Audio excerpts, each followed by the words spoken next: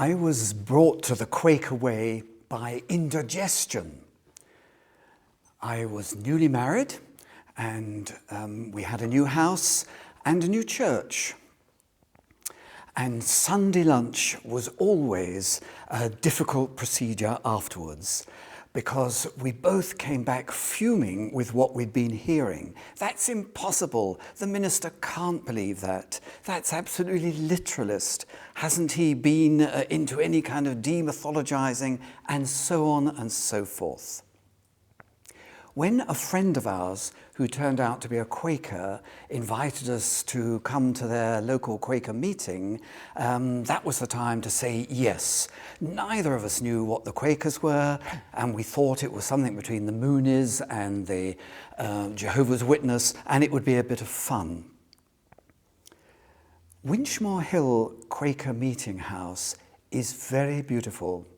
It's one of the old meeting houses from the 17th century and is mainly wood and most simple.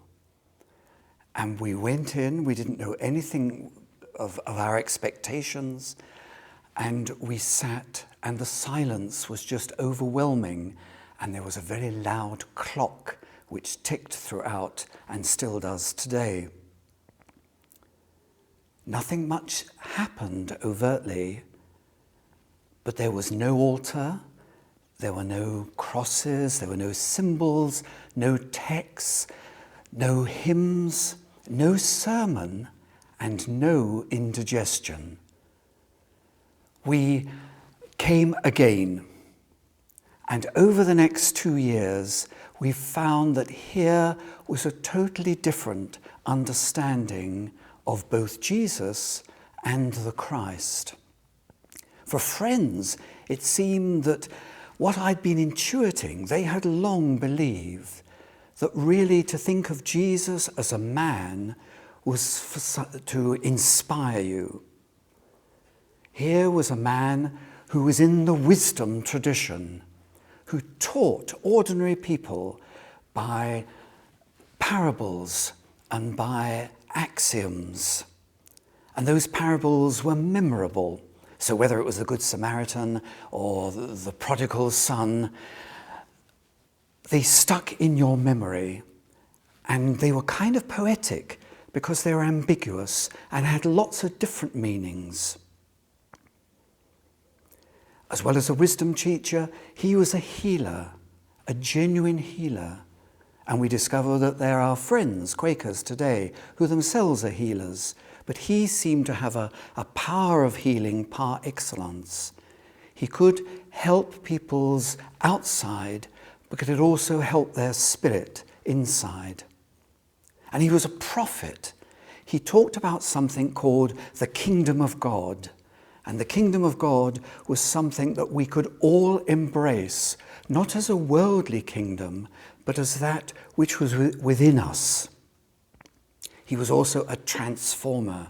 He was talking to ordinary people, working class people, illiterate people around the shores of Galilee and all that area which he knew well.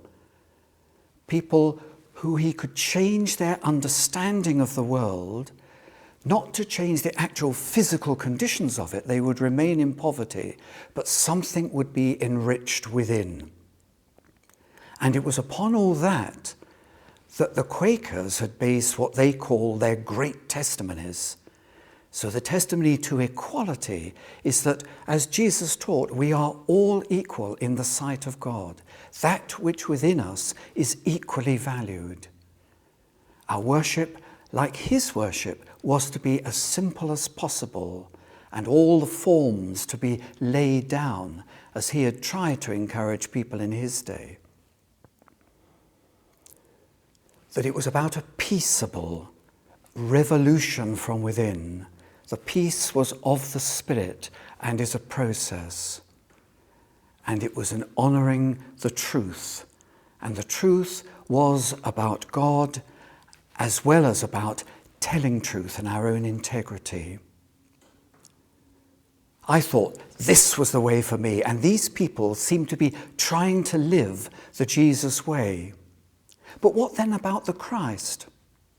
Well, they said that the Christ is within each of us. The Christ isn't just something relating to the Middle East or any part of the world. It's a biological imperative. It's within us that was there, as it were, before language came. It's at our depths. And that would prompt us and lead us into new understandings and new ways. It was a kind of mystical presence that we all have. It was an inward teacher, as well as the inner light.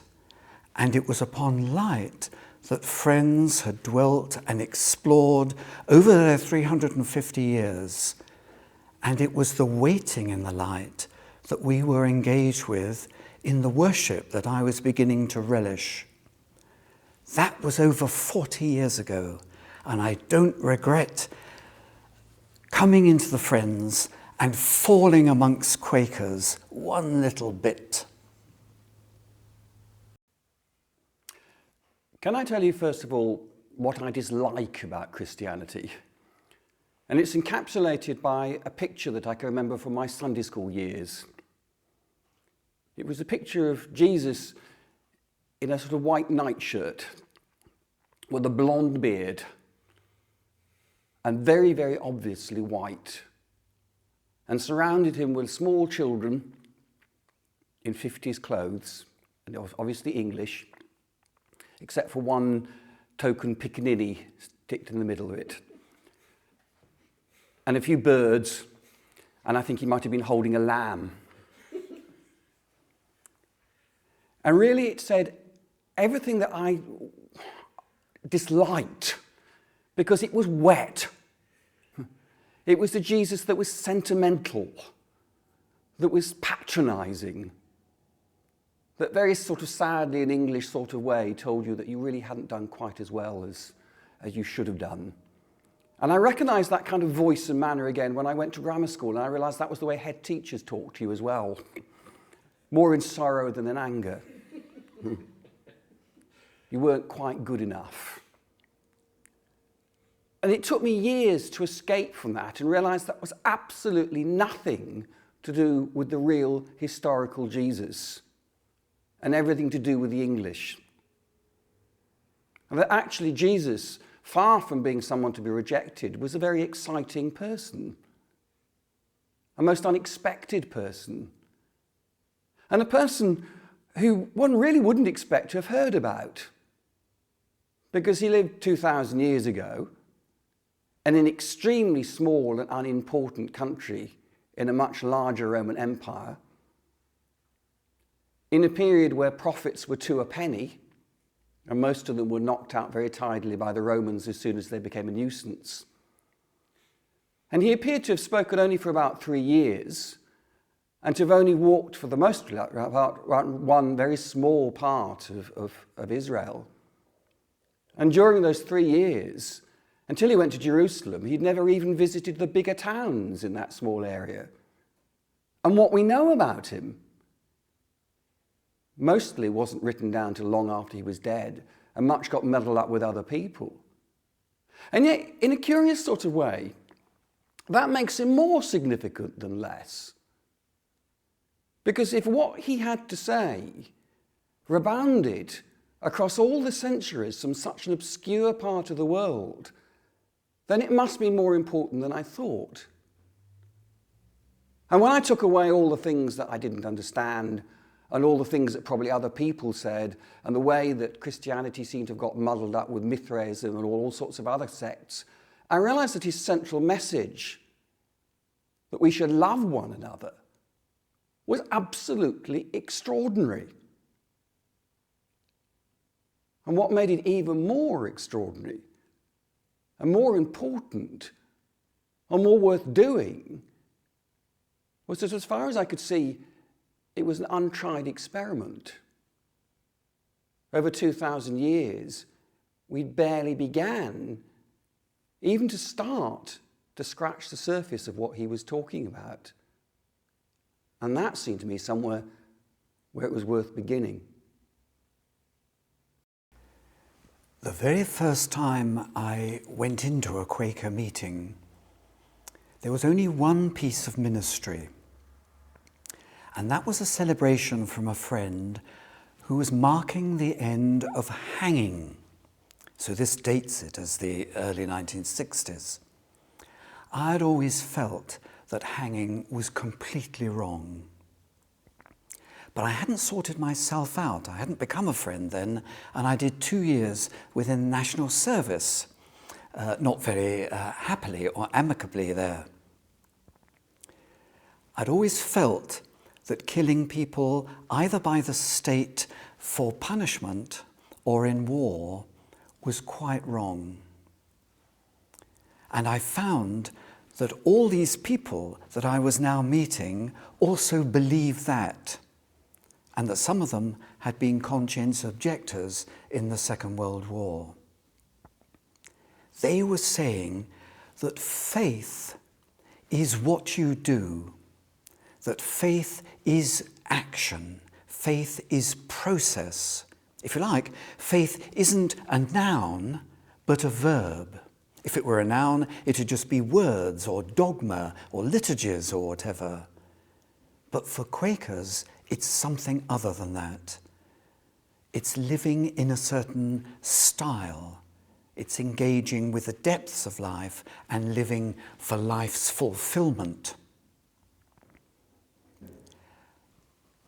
I discovered that the founder of the Quakers, or one of the early friends as they're called, was a man called George Fox, who had a profound spiritual understanding, a great mystic, but a great practical man.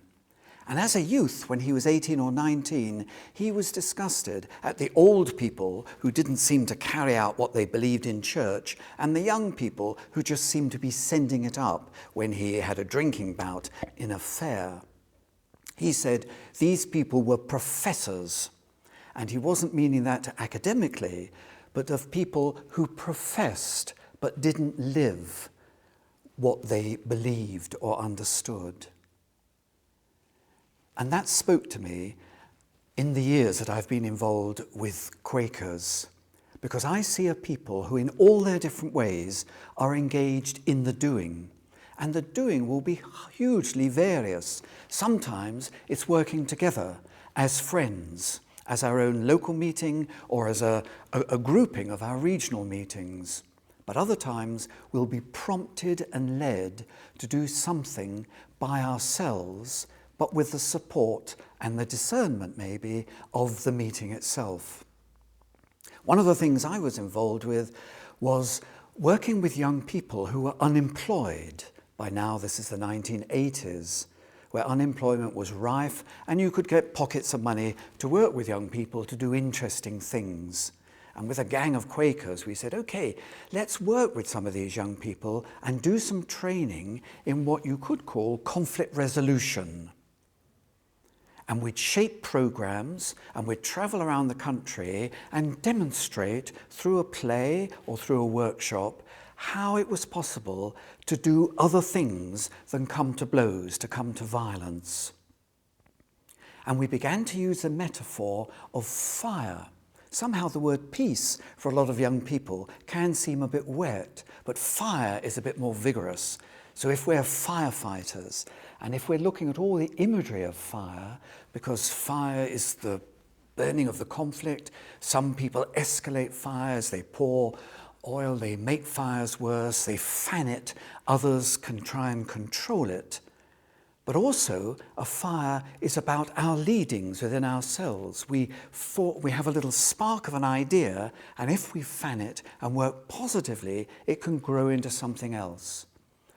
And that conflict resolution program is now about 30 years old.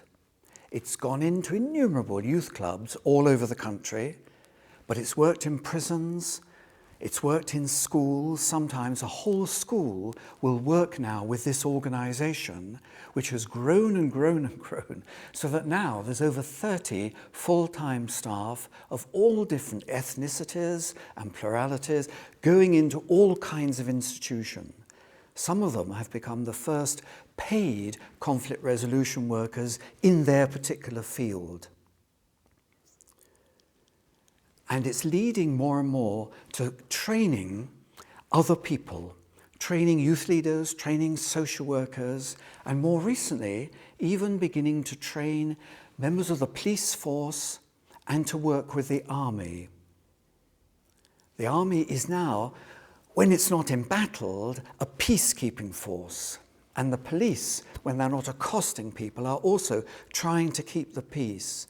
And there's a growing new understanding that Friends had realized 350 years ago that there are alternative ways to dealing with conflict. That organization is called LEAP. And really, it's about taking a leap. Every conflict situation is about somebody moving, taking the first step. But as well as taking a leap to address the conflict, it's also a leap of faith.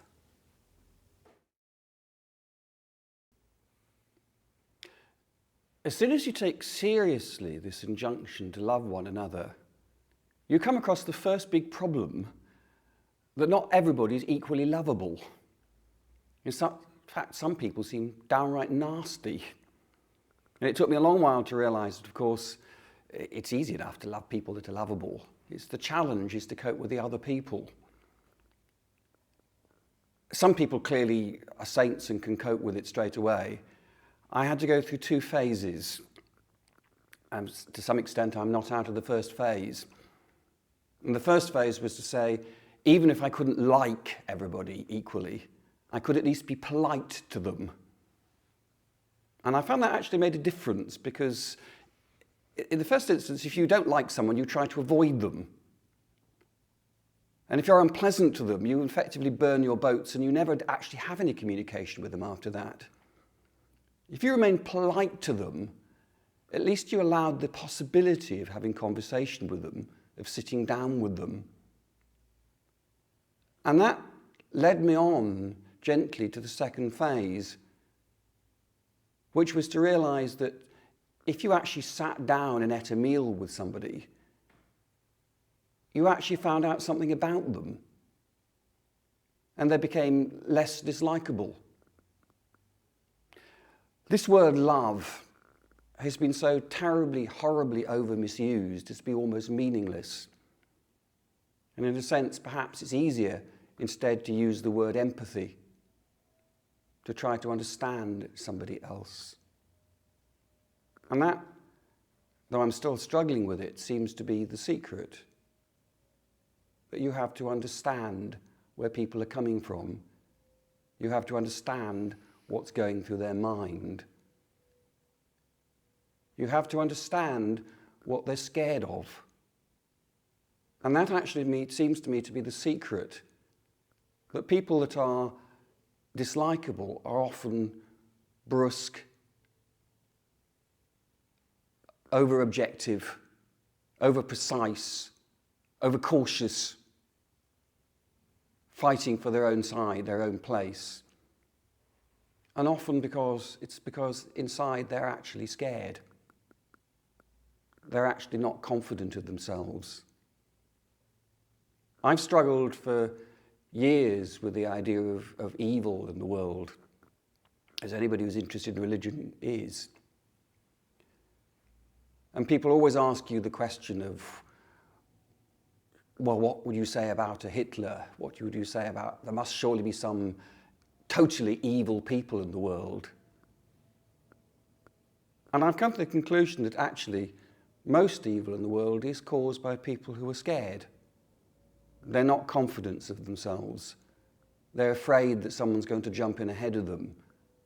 They don't believe in themselves, and so they're constantly fighting. Because if you don't believe in yourself, you've got to fight, you've got to struggle, you've got to step on top of other people. And that's what they make them why they are.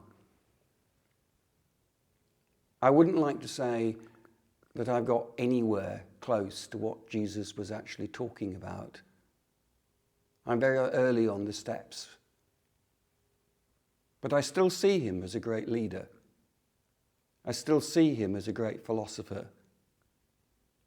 I still see his message of love as being something that's absolutely central to the way I go about my business, the way I live my life, and why I'm a Quaker. Perhaps it would be dangerous to call me a Christian, but I'm very happy to be called a Jesusist.